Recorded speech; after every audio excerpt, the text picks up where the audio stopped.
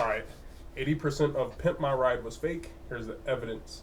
This is the video by Sunny V2. I'm gonna leave his video link in the description. If you guys would like to go check out his channel, go do that. Also, excuse me, hold on. Excuse me. If you guys would like to leave me a like, comment, and subscribe, that would be greatly appreciated. Don't do it just because. Do it if you actually enjoyed the video. But other than that, let's get right into it.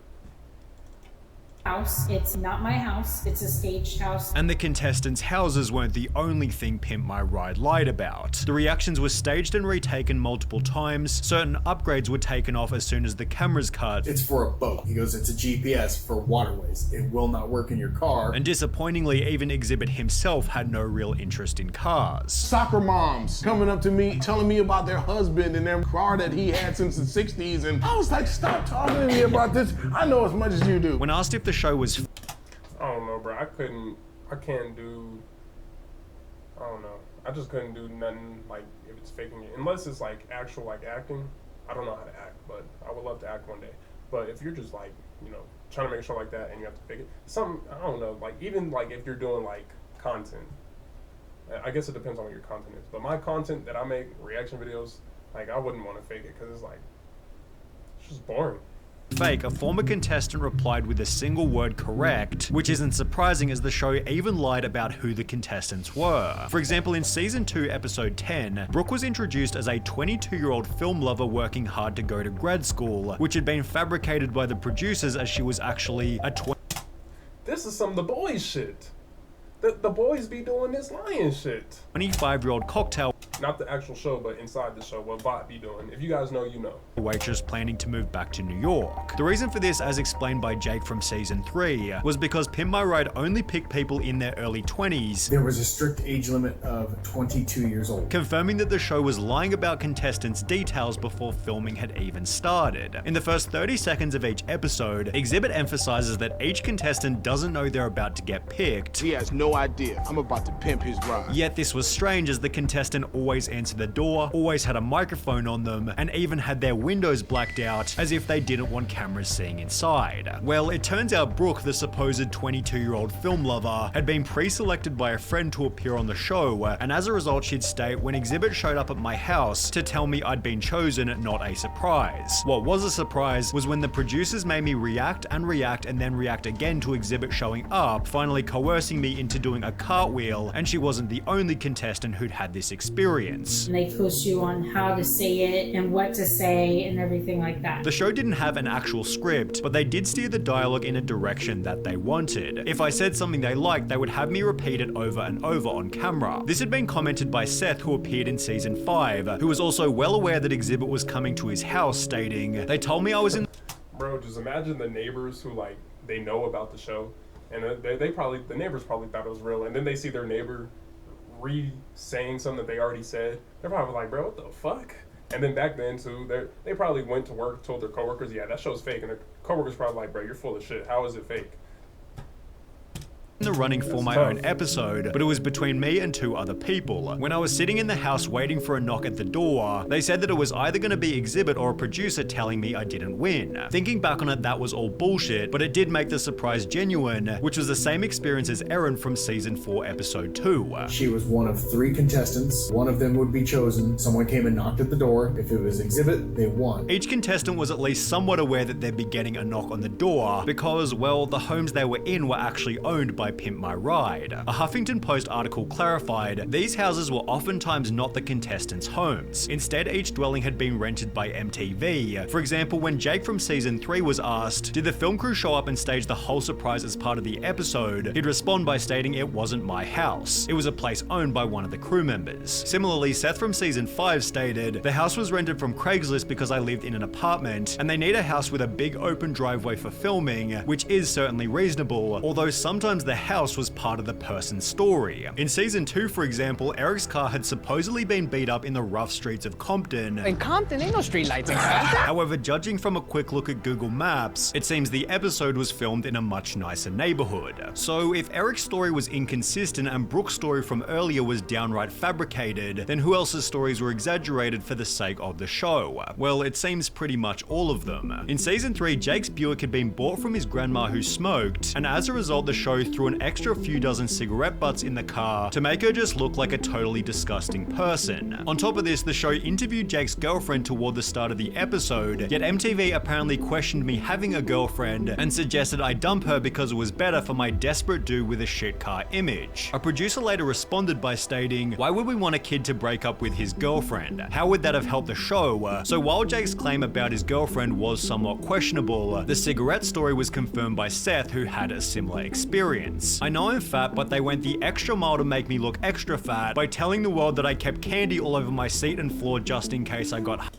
Nah, yeah, that's fucked up. Why are they cooking people at the same time? That's fucked up. I ain't gonna lie. hungry." However, it seems the fakest story was Justin's in season 6. His front bumper had supposedly fallen off in a car crash. Here is the result of a 3-car pileup right here. Although according to a 2010 tweet, my friend Justin was on Pimp My Ride. On TV, he said his RAV4 was involved in a 3-car crash. No, it wasn't. Dude beat his car up with a bat. The same user then clarified, what he told me was that MTV suggested to him that he and his friend should do more damage to the car, which was confirmed by Justin himself, who'd add, "Yes, they removed my front bumper, used aircraft remover, and enhanced the dent on the side of my car." Whilst introducing the episode, Justin stated, One of my crazy Did they at least really get the pimped out car though? Because if not, then that's even more fucked up. excursions actually threw nail polish on my hood. Although when he was asked why are all your ex-girlfriends so angry, Justin revealed it was just something I made up, while Erin from season 4 was also encouraged to make her car look bad. They asked to leave trash in the car. We went to In-N-Out, and so they told me to leave it in the cup holder, so I did. It seems the only real part of the show's intro was Exhibit's improvised dialogue, Because it wasn't scripted. I could say whatever I want to say. and when Exhibit drove the car to the shop. Exhibit did actually take the cars and drive them away, with the exception of a few that were too broken down, and then they made it look like he did. Although this segment created even more problems. Most people believe that PMR takes the car and gives it back in like a week or something. That's what I thought was going to happen too, but in actuality they took my car for roughly 7 months, being a massive inconvenience for some of the show's contestants. And they make it look like they're moving really, really fast, but in reality,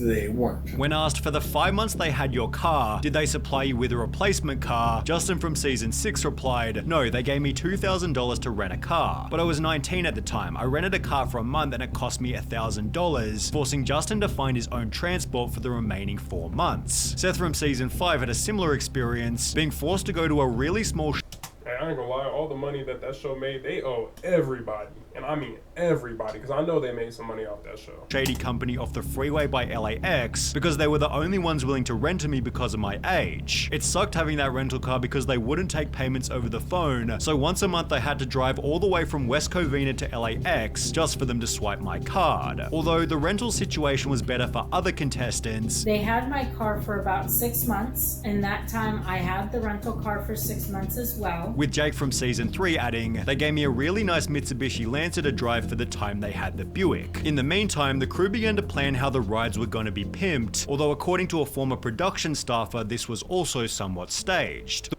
Word school is The boardroom scenes with the WCC crew took a long time to shoot. They often had to be fed line by line. Some of those guys never really got used to being on TV. Some of the lines in the shop probably seem rehearsed because producers would come up with them and feed them to the WCC guys, although excluding this, the mechanics were fairly innocent. The segment where they'd pimp the car was almost impossible to fake. They really did put shit in the vehicles and change everything out. But when contestants were shown what their new car looked like, Pimp My Ride employed even more staging. Finally came the day for the big reveal. They filmed my reaction to the car at least 10 times before I'd even seen it. And when I did, holy hell. Poor Betsy looked like Barbie's dream car from hell. It was pimped to the nines and hideous. This had been written by Brooke, who gave a much different reaction during her episode. beautiful, perfect color. Exactly the color I want. While every other contestant also filmed their reveal multiple different times. We had to take a lot of takes over and over and over and over and over and over again. Justin stated they had to keep retaking my reaction. Seth stated I even had to do the reveal of the car like 3 times. However, Jake's reaction anecdote was the strangest of them all. His first real reaction to the car was just quiet amazement where he His name is Jake Glazer. I don't want to make fun of his last name, but it's just damn laser. Said this is good. They immediately yelled redo and then things got a bit weirder. I remember this very clearly. Big Dane, very big dude, he like puts his arm around my shoulder, kind of walks me around the shop for like 10 minutes and he's like, listen, we put a lot of work into this. We expect you to be a little more enthusiastic, although it would have been hard to conjure enthusiasm for a car that barely worked. As Jake would later write, the problem with the show is they don't fix any of the mechanical issues and my car was a piece of shit. What they did was make my piece of shit sound exceptionally awesome, which is great, just not great enough to drive on roads. The HuffPost article expanded on this by stating, the car needed a muffler, and so a fake exhaust pipe was installed to make it seem as if that's what the car was supposed to sound like, even though it was just a lack of a muffler, while Exhibit brought up a much more dangerous incident. There was an instance where one of the cars wasn't fixed correctly, and long story short, this kid was driving this vehicle that was supposed to be like damn near brand new, and the steering wheel came off when he was driving it. It's therefore no surprise that the production staff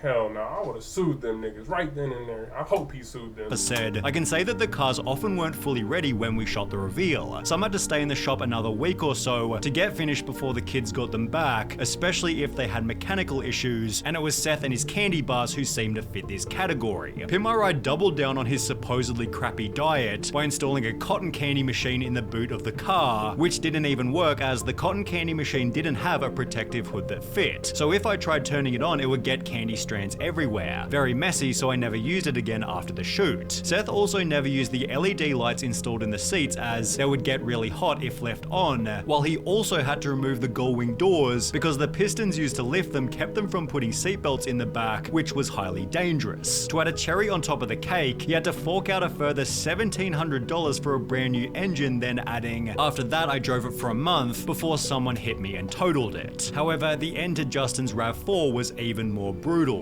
After 5 years of taking his pimped out ride to car shows, Justin's RAV4 caught on fire whilst driving as a result of faulty wires. It was later confirmed that this had nothing to do with the show, and at least Justin's car was the same one he first sent in, as when Tavrish uploaded a video titled I bought an abandoned Pimp My Ride minivan, he'd make a shocking discovery. The show originally introduced the minivan as a 1998 Plymouth Grand Voyager, however Tavrish discovered the car was now a 1999 Dodge Caravan, showing that after they wrecked the original minivan, the show sneakily pimped a completely different car. As a result, Exhibit has been the brunt of most of the show's backlash. I was the face of the show, you know what I'm saying? So people associate me with what happened to the car. Which feels pretty unfair given every contestant has said he's an awesome guy. In fact, Exhibit only did Pimp My Ride for the following reason. I actually did Pimp My Ride because I thought they was gonna play my music videos. However, it instead seemed to have the opposite effect. The show was taking away my credibility of what I've already done. It was taking so much time. I wasn't able to tour. I wasn't able to record albums. Oh, damn, I definitely didn't know. I was, that. you know, I was there filming. Which is even more depressing given he was barely paid for it. But at that particular time, you wasn't really happy with the pay though. Nah. Damn, And as a result, it's no surprise that Pimp My Ride is unlikely to make a comeback. When are we gonna get a Pimp My Ride? No, there'll be no more Pimp My Ride. Bro, what's up with these? What's up? Hold on. What's up with all these greedy ass people, bro? Like that's just fucked up. How you gonna, first of all, take somebody's car for months, knowing damn well they need the transportation, and then you give it back, and it's not even, you didn't even fix it. You just made it look nice. Like that's actually crazy. I don't know. Let me know what y'all think about it though. I'm not gonna lie. I'm happy I ain't living that time period because I couldn't be that nice. I would have had to smack somebody up for messing my car up. I don't know. Anyways, though, y'all have a good day or night. On to the next one.